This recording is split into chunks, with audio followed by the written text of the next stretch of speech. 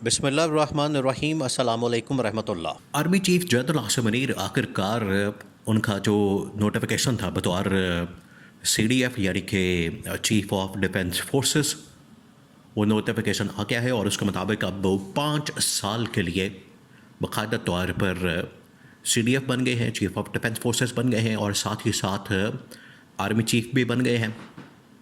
अब वो पाकिस्तान के पहले पहले चीफ ऑफ डिफेंस फोर्सेस हैं और वो पहले ऐसे जनरल हैं जिनके पास एट ए टाइम 4-5 अहम तरीन ओहदे हैं। 4-5 ये पाकिस्तान की तारीख आप उठा के देख लें, कभी आपको इस तरह की तारीख में ये जनरल आसिफ ने, क्योंकि जो मार्का हक अंजाम दिया बुनियानुल मरसूस के नाम से इंडिया के ख़िलाफ़ जंग, उसमें जो कामयाबी हासिल की, उसके अंदर जो इंडिया को शिकस्त दी, पाकिस्तान को जतवाया, उसमें पूरी पाकिस्तानी जो कौम है, इसमें कोई शक वाली बात नहीं है। No doubt about it, zero doubt है उसमें कि पूरी पाकिस्तानी कौम का सर फ़ख्र से बुलंद किया और पूरी पाकिस्तानी कौम उनको सलूट करती है जो ये ज़बरदस्त काम किया। तो उसके बाद ये चीफ ऑफ डिफेंस फोर्सेस की तैनाती वो होनी थी।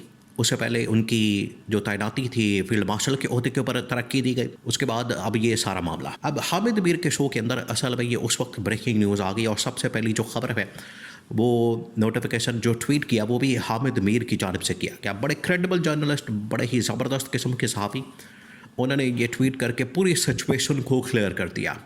अब हुआ क्या, मामला क्या हुआ?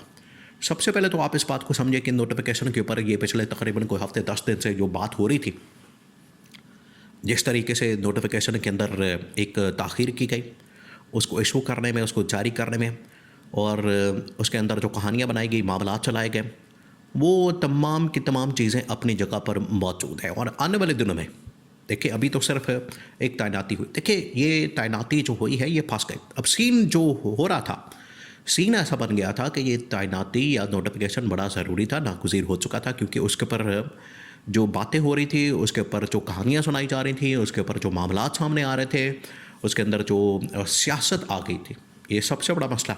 देखिए ये पाकिस्तान की तारीख़ इस बात की गवाह, ये पूरे पाकिस्तान की तारीख़, ये आप पूरी तारीख़ उठा के देख लें तो उसमें इस तरह से होता है। जब भी इस लेवल की, टॉप लेवल की तैनाती होती है तो उसमें ये इशू आता है, और ख़ास तौर पर ये इशू कौन करता है? ज़्यादातर आप अगर गवर्नमेंट्स की बात करें, नून लीग और पीपल्स पार्टी की, ख़ास तौर पर नून लीग, जब भी इनके दौर के अंदर तैनाती होती है तो ये नून लीग वाले इसी तरह से इसके ऊपर बार्गेन करते हैं, ये इनकी पुरानी आदत है। तो इस बार भी उन्होंने बार्गेन करने की कोशिश की, उसके बारे में ख़बरें आई, बहुत सारे लोगों ने इसके ऊपर ख़बरें बनाई, चलाई, और ये मामला जो है सिर्फ सोशल मीडिया की हद तक फिर महदूद नहीं रहा। सोशल मीडिया से निकल के बाकायदा मेन स्ट्रीम मीडिया और TV चैनल्स के ऊपर, तमाम के तमाम नेशनल TV चैनल्स के ऊपर ये सारा मामला डिस्कस हुआ। अब जो नोटिफिकेशन था, नोटिफिकेशन असल में हुआ है 5 दिसंबर की मॉर्निंग को, 5 दिसंबर की। अब आपने इसको नोट करना है, आपने इसको गौर करना है, समझना है। 5 दिसंबर की सुबह को नोटिफिकेशन होता है, लेकिन 4 दिसंबर को शाम में, और सुबह सवेरे कौन इसको ट्वीट करता है? हामिद मीर इसको ट्वीट करता है, हामिद मीर की जानिब से ट्वीट किया जाता है। लेकिन 4 दिसंबर को क्या होता है? शाम में पहले एक जाली नोटिफिकेशन ऑन एयर किया जाता है, जाली नोटिफिकेशन जियो के पर चलाया जाता है, जो कि एक बार फिर से गवर्नमेंट की जानिब से एक कार्रवाई की जाती है, वारदात डाली जाती है, और इसके अंदर ऐसा लगता है कि वही चीज़ें की जा रही हैं, वही काम किया जा रहा है कि नोटिफिकेशन के पीछे जो है वो मजाक किया जाए, नोटिफिकेशन की आड़ में एक तमाशा बनाया जाए, और उसी किस्म का तमाशा, उसी किस्म की जो यहाँ पर वारदात है वो डाली गई।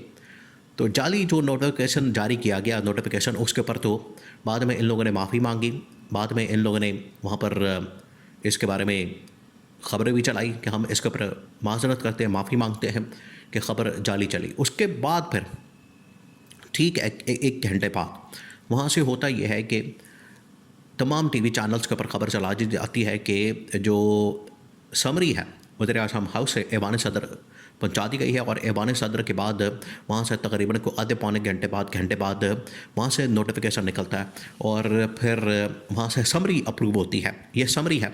नोटिफिकेशन फिर मॉर्निंग टाइम में, जैसे ही दिन का आगाज़ होता है हफ्ते को, ये जुमे को 5 दिसंबर को, तो मॉर्निंग टाइम में ये फिर नोटिफिकेशन बाकायदा तौर पर हामिद मीर उसको ट्वीट करता है।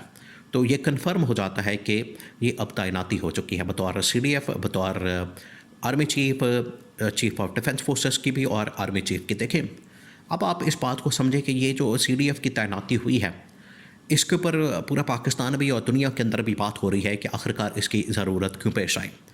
देखिए, अब दुनिया में जहाँ भी जंगें हो रही हैं या जहाँ भी आर्मी ऑपरेट करती है, जहाँ भी ये मामलात हैं मिलिट्री रिलेटेड, वहाँ पर अब तमाम ये एक, क्योंकि मल्टी डायमेंशनल, मल्टी डोमेन, ये अब एक जंग हो चुकी है। जो आज की जंग लड़ी जाती है ये अब 60s की, 70s की, आज से 20 साल, 25 साल, 30 साल पहले की जंग नहीं है कि जहाँ पर आप फौज उतारें या फिर एयरफोर्स टू एयरफोर्स लड़ाई होती है, या नेवी के अंदर ज़्यादा से ज़्यादा 3 अहम तरीन फोर्सेस हैं। लेकिन अब आपकी जो लड़ाई है, जंग है, वो कहाँ पर होती है? वो साइबर स्पेस के अंदर भी होती है, मीडिया वॉरफेयर भी होती है, वो कम्युनिकेशन की भी एक जंग होती है, वो आपकी 5th जनरेशन वॉरफेयर भी होती है। यानी उसमें अब मज़ीद डायमेंशन आ रही है, मज़ीद उसके अंदर भी जद्दत आ रही है, जंगों के अंदर भी, रॉकेट्स के ज़रिए से, ड्रोन्स के ज़रिए से, फिर उसके बाद मिसाइलों के ज़रिए से, और फिर उसके बाद हैकिंग के ज़रिए से, साइबर के ज़रिए से, फिर उसके बाद साइबर अटैक के ज़रिए से, और इंटेलिजेंस के ज़रिए से, और आपकी जासूसी के ज़रिए से, सैटेलाइट के ज़रिए से। यानी इसके अंदर बड़ी डायमेंशन आ चुकी है, जिसकी वजह से ये वक्त की ज़रूरत बन गया था। चले, यहाँ तक बात तो ठीक है, लॉजिकल है, प्रैग्मेटिक बात है, और इसके अंदर ये हकीकत भी मौजूद है, वज़न भी है कि इसकी ज़रूरत पड़ गई थी, और इसी वजह से CDF का ओहदा जो है वो तैनात किया गया या इसको क्रिएट किया गया। अब तमाम के तमाम जितनी फोर्सेस हैं वो इसके मातहत होंगी, यानी एयरफोर्स भी, उसके अंदर नेवी भी। अब इसमें एक और अहम तरीन इशू सामने आता है, और आज भी ये डिस्कस होता है कि अब तमाम के तमाम जो चीज़ें एक प्लेटफॉर्म के ऊपर आ चुकी हैं, तो इसको किस तरह से कमांड किया जाएगा। तो उसके लिए एक ऑपरेशनल हेडक्वार्टर बना दिया गया है।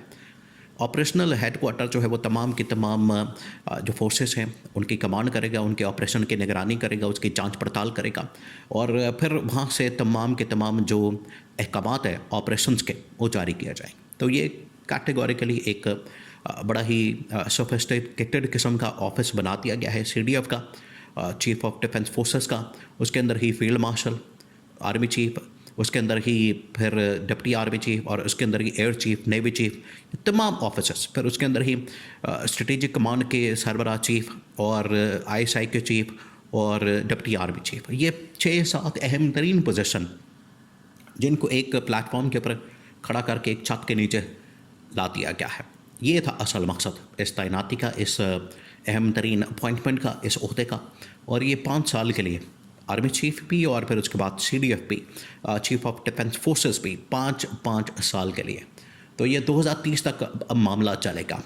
अब ये PTI को कहा जा रहा है कि उसके लिए अच्छी खबर नहीं, लेकिन अगर इसको पॉलिटिकली देखा जाएगा तो फिर ये नून लीग के लिए भी कोई अच्छी खबर नहीं, लेकिन पाकिस्तान के लिए तो कम से कम ये एक अच्छा साइन है, और अच्छा इस हवाले से एक पॉजिटिव मैसेज आया है।